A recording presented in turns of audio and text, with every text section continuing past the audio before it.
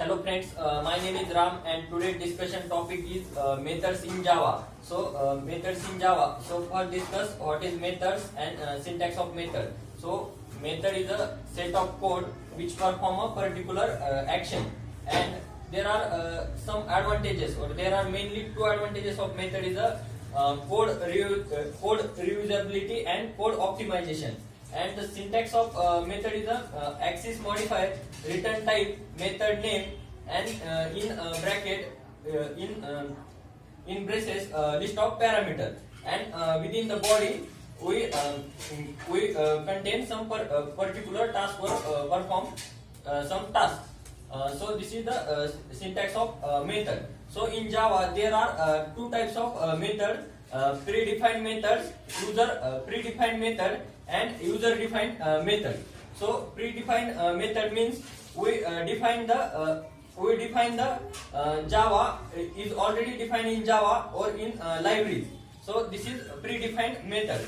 And there are some, suppose predefined method is suppose length equal to sqrt. These are some example of predefined method. In predefined method we already store in libraries in Java. So we need to only call the method and we can use easily in predefined method. And next is the user defined method. So user defined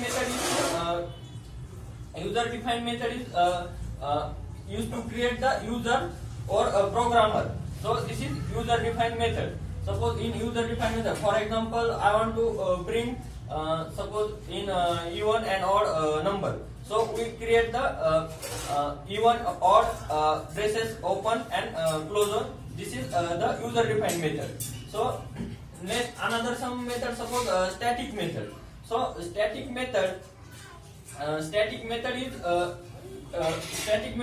simple example of main method. Suppose we can write any sentence in main method, we can print, because of in main method is a static. Because static method we allocate the memory in method area.